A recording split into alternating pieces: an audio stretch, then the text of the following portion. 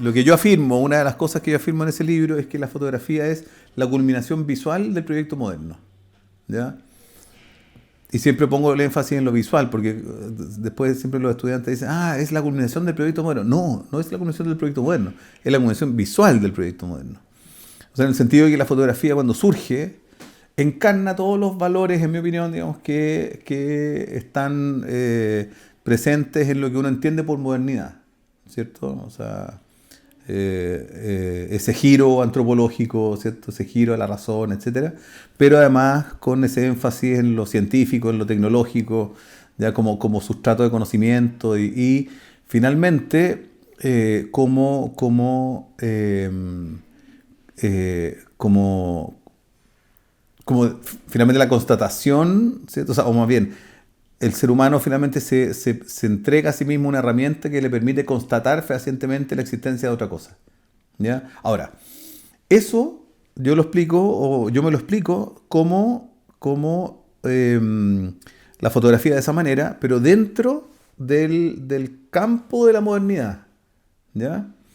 Porque si yo me salgo de ahí, digamos, doy un paso para atrás y miro la modernidad, veo que la fotografía, ¿cierto? Desde su propio origen, ¿ya? Era un objeto de carácter o sea, simbólico, pero simbólico no como lo trabaja Flusser, sino que lo simbólico desde la semiótica de Peirce, fundamentalmente, ¿no? O sea, como una estructura ideológica ya de construcción de una imagen. O sea, en términos muy concretos, primero fue la fotografía y después la filosofía, pero como interés, yo siempre tuve primero la filosofía antes que la fotografía. ¿Ya? O sea, pero por diversas circunstancias, primero estudié fotografía. Y, y también mi estudio, o sea, yo estudié fotografía en el Arcos, eh, a principios de los 90, ¿ya? En el Instituto Arcos. Y de haber pasado después por antes un par de otros intentos, otras carreras, pero llegué a fotografía sin saber mucho de fotografía, ¿eh? O sea, no es que yo haya sido así como un tipo aficionado a la fotografía desde pequeño, no era así. Sino que más bien sí fui más bien aficionado a la lectura, a intereses filosóficos. ¿Ah? Bueno, pero finalmente entré a estudiar fotografía al Arco. Y claro, fue un descubrimiento para mí, pero lo interesante de mi historia, en un sentido, o sea, para mí, es que claro, tuve la suerte de entrar a una escuela que en ese momento yo creo que estaba empezando a perfilarse de una manera un poquito distinta, ya que es la historia del Arco en ese sentido, que empezó a incorporar temas y contenidos poco habituales en realidad. O sea, en lo que uno pudiese haber esperado en esa época sobre la ciencia de la fotografía. O sea, eh, tuvimos cursos de estética de la fotografía, tuvimos cursos de semiología, ¿ya? Y de todas maneras, sí, con una enseñanza muy fuerte, muy buena en términos técnicos. ¿Ya? O sea, el Arco siempre se caracterizó por ser muy riguroso en términos técnicos. Entonces pasamos por todo, ¿no? O sea, fotografía, no sé, tipo fotografía de prensa, fotografía publicitaria, de todo tipo, laboratorios, color, blanco y negro, en fin, o sea, técnicamente bien riguroso, pero como te digo, eh, tuvieron como la claridad en algún momento en el Arcos de introducir contenidos más teóricos. Lo que pasa es que el Arcos, como instituto, claro, tenía otras escuelas, ¿no? Tenía escuela de cine, escuela de diseño y la escuela de fotografía, pero los fundadores del Arcos, ¿ya? Se llamaba Jaime Muñoz y Vera Carneiro, que eran una pareja. Ellos habían tenido formación teórica en cine, en semiología.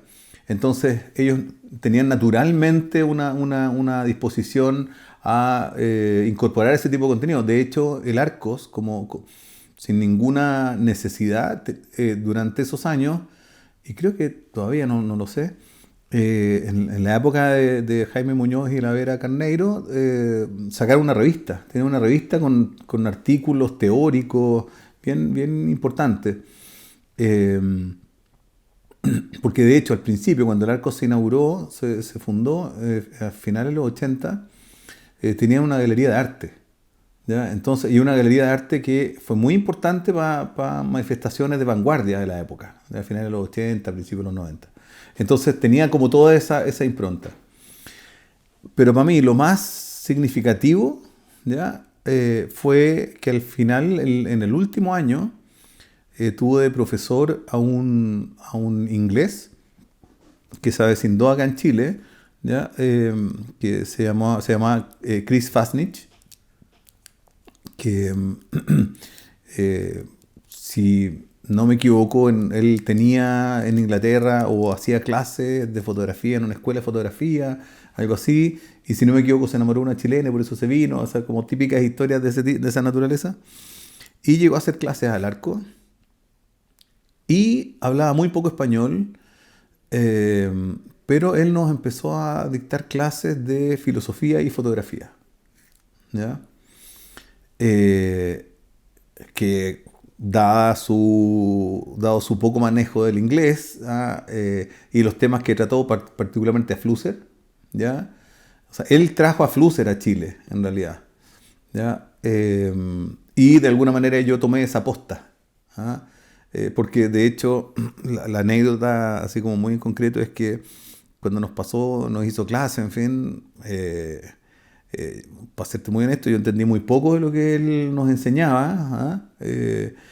Pero yo quedé con la idea, con la intuición de que era importante lo que nos estaba enseñando, ¿ya? Y entonces en una oportunidad le comenté que yo iba a hacer un viaje a México, justamente iba a ir a México a visitar a un hermano mío que estaba estudiando allá. Y entonces él me dice, oye, allá en México está este libro, pero en español. Así que por favor tráeme una copia. Y bueno, le traje una copia, pero naturalmente compré dos. Po. Yo me quedé con uno, y otro se lo pasé a él. Y eso fue muy importante para mí porque de ahí empezó como mi interés muy específico sobre la filosofía de la fotografía, digamos. Entonces eso me llevó a estudiar otras cosas después de estudiar fotografía. Claro, una respuesta un poquito provocadora sería decir que pues en realidad hoy día, más que nunca, ya hay un analfabetismo visual gigante, ¿no? Y es un poco provocador porque, claro, uno dice, pero ¿cómo si ahora todo el mundo toma fotos? Bueno, y es un poco eso, ¿no? O sea, mira, me acordaba de esas reflexiones que hacía Benjamin al principio del siglo, o sea, las primeras décadas del siglo XX, cuando hablaba sobre el tema de la escritura y el acceso de cualquier persona a escribir en los medios, en los diarios, por ejemplo. ¿Ya? Bueno, eso no hace, ¿ya?, que el hecho de que yo escriba una carta al director en un diario, en un periódico, ¿ya?, eso no me hace escritor, ¿no? Del mismo modo que el que yo suba las fotos que tomo con mi teléfono a mi Instagram, o haga mis videos a TikTok, eso no me transforma ni en fotógrafo, ¿cierto?, ni en director de cine, digamos, un director de video. Porque de hecho es cuestión de meterse a las redes y uno se da cuenta que esto del analfabetismo visual ya se hace evidente cuando uno advierte que la mayoría de las fotografías, muchas de las fotografías de aficionados o lo que sea, son extremadamente estandarizadas, ¿no? Lo mismo que los videos. O sea, hasta hace un tiempo, no sé cuál es tu experiencia, pero uno veía que la mayoría de las fotos de la gente joven en Instagram, que entiendo que ahora también han migrado a otras plataformas, ahora mi Instagram ya no es tanto, en fin, y de hecho han migrado de fotografías a pequeños videitos, ¿ya? O sea, cada vez se publican menos fotos y más videos, ¿ah? Pero que, no sé, si uno pudiese contar, capaz que alguien ya lo haya hecho, la cantidad de fotos de platos en restaurantes ya es enorme, ¿no? O de selfies, ¿cierto? O sea, fotografías súper estandarizadas, ya, que revelan, ¿ya?, lo que está haciendo la persona, así como a modo de diario de vida, digamos. Pero también en la historia de los diarios de vida han habido diarios de vida que tienen un valor narrativo y otros no. O sea, entonces, desde esa lógica, claro, la tensión que se da es que hay una proliferación y un uso de la imagen fotográfica o de video tan extensa que es como si todo ese uso aficionado de alguna manera aplastara al uso profesional. Porque está el otro tema, y esto es lo más relevante para mí, creo, que si pensamos en estos sistemas de producción de imagen, o sea, particularmente la del teléfono, ¿no? O sea, la información o la posibilidad de informarse a través de medios oficiales, ¿ya? Pero que esos medios oficiales sean nutridos por fotografías de aficionados, hoy día es sumamente extenso eso, ¿cierto? Nos llega la foto de la persona que fue testigo de tal cosa y esta es la foto en directo o el video en directo o en fin, o sea, hay mucha imagen de ese tipo. Eso uno pensaría que está como quedando desplazada la figura de la fotógrafa o el fotógrafo, ¿cierto? O sea, como que ya no es necesario. ¿Mm? Bueno, capaz que sí, pues. Capaz que en esos términos ya no sea necesario. ¿Ya? Como el sujeto que iba a la guerra para que después el que no iba a la guerra la viera. Hoy día todo el mundo tiene teléfonos, por lo tanto todo el mundo va a ver las guerras, ¿ya? A través de esos sistemas. Pero otra cosa, ¿ya? Otra cosa es que, claro, como diría Benjamin, ¿no? Así, cómo ese fotógrafo o fotógrafa ya se transforma en autor. O sea, bueno, en Chile, por ejemplo, cuando yo estudié fotografía en los años 90, el título que entregaba el Instituto Arco era de fotógrafo profesional, o sea, reconocido por el Ministerio de Educación y todo eso tenía rango profesional. En mi caso, como muchos de mi época, terminamos todos los cursos, pero no nos titulamos. Yo no me titulé de fotógrafo, ¿ya? ¿Y por qué? Porque dije, en realidad, claro, tenía que pagar más plata, obvio, pero porque en el campo laboral nadie me iba a exigir el título. Lo que me iban a exigir era una carpeta con mi trabajo, ¿cierto? Las fotos que yo hacía y si tenía alguna certificación de alguna formación, si es que, ¿no? Por lo tanto, no es necesario.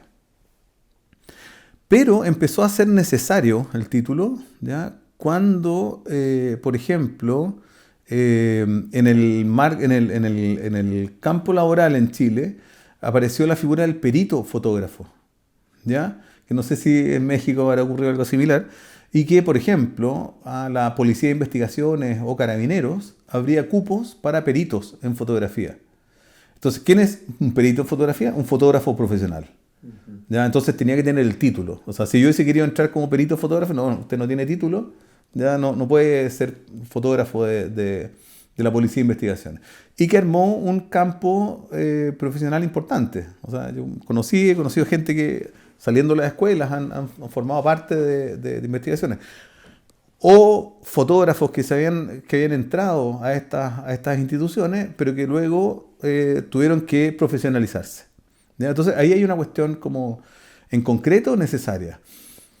Yo no sé, estoy bastante alejado de los medios como, no sé, de diarios y revistas y cosas así. Me imagino que sigue existiendo esto de mostrar carpeta más que título, ¿ya?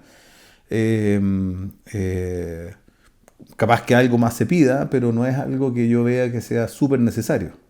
Ahora, lo que yo encuentro que sí es muy necesario, ¿ya? Es que el sistema educativo general, no solamente fotográfico, reconozca la formación de, al menos las escuelas serias que entreguen títulos de rango profesional, ¿ya? Y que, por ejemplo, lo que nos pasa acá, que en la universidad, si llega alguien que tiene un título profesional en algún instituto, no puede hacer un posgrado. ¿Ya? ¿Por qué? Porque no es un título universitario, es un título de un instituto profesional. Y es un contrasentido, un problema, porque el Ministerio de Educación lo reconoce como título profesional, pero la universidad dice, no, eso no nos sirve a nosotros. Entonces, yo creo que sería muy necesario porque de esa manera habría una posibilidad de formación mucho más rigurosa, mucho más profunda, digamos, en quienes se vean interesados en eso. Y eso haría que, naturalmente, el nivel crítico y de producción se elevara, digamos, ¿sabes? Y la propia formación de los siguientes fotógrafos y fotógrafas sería mejor, etcétera. Entonces, yo creo que sí se requiere un reconocimiento, no tanto por el campo laboral específico, pero sí, ¿ya?, para aumentar la densidad crítica, por decirlo así, y teórica, ¿me entiendes? Del propio fotógrafo o fotógrafa. Que hay algo que no ha cambiado, digamos, desde que empecé a hacer clases, ¿ya? Y es efectivamente la conciencia, ¿ya? La conciencia crítica, ¿ya?, sobre la imagen fotográfica y sobre la imagen técnica en general, ¿ya? O sea, esa conciencia crítica siempre ha sido bastante frágil, digamos, bastante débil, ¿ya? O sea, porque una cosa es dominar, lo que decíamos hace un rato, dominar técnicamente muchas cosas, digamos, a saber hacer reel para ¿cómo se llama? Para Instagram, o estos videos, estos shorts para ¿cómo se llama? YouTube, y editar rápidamente en el teléfono y subirlo. Una cosa es tener ese dominio técnico y otra cosa es efectivamente saber lo que uno está haciendo. Y no saber solamente desde una perspectiva comercial, porque muchos lo hacen así, ¿no? Oye, qué buena foto para vender tal cual producto a través de Instagram o lo que sea. No, sino que desde una conciencia crítica de pensar qué significa, lo que decíamos hace un rato, ¿no? ¿Qué significa que haya aparecido la fotografía? ¿Qué significa que la fotografía haya cambiado de soporte? ¿Qué significa la visualidad en la contemporaneidad? Eso no ha cambiado, o sea, sigue con más o menos la misma idea de esto, lo que tú decías, ¿no? Bueno, es como un lenguaje natural, ¿ah? Y cuando en rigor es un lenguaje muy, muy codificado, ¿no? Y cuando uno les transmite eso a los estudiantes quedan muy sorprendidos, o sea, ¿cómo es? ¿Cuál es el código aquí? ¿Dónde queda? Entonces, eso no ha cambiado, en realidad. Puede que haya cambiado la relación con la producción y distribución, pero no la conciencia crítica de qué significa esa producción y esa distribución, ¿me entiendes? La reflexión sobre lo colonial o lo decolonial o la filosofía de la liberación que mencionaban antes, o sea, Dussel o lo que sea, ya está superado. Puede que sí, pero en concreto no, po. O sea, en la práctica no, ¿ya? ¿Y a qué me refiero con eso? O sea, y ahí viene el tema de alguna manera ser parte de un campo, ¿ya?, que tiene sus dificultades. ¿Y a qué me refiero con eso? Si uno mira la fotografía latinoamericana y uno mira los circuitos de circulación y los circuitos de validación, ¿ya?, especialmente en las últimas 2 décadas, digamos, uno advierte que si bien han habido apariciones de espacios latinoamericanos, o sea, propios, ¿ah?, pero es inevitable advertir, ¿ya?, que la fuente o el espacio de validación y el espacio de reconocimiento sigue siendo un espacio colonizado, ¿ya? Y el ejemplo más claro son estas grandes curadurías sobre fotografía latinoamericana, ¿ya? O sea, si uno va desde, no sé, pues Canto a la Realidad o Image and Memory de estos autores norteamericanos, esta pareja, ¿no? La Wendy Watris y su pareja, no me acuerdo el nombre ahora. Pero también Laberinto de Mirada, también Latin Fire o Urbe Mutantes, etcétera, etcétera, etcétera. Uno se da cuenta que ahí todos esos ejercicios son, para decirlo de una manera más concreta, son ejercicios de neocolonización absoluta, digamos, ¿ya?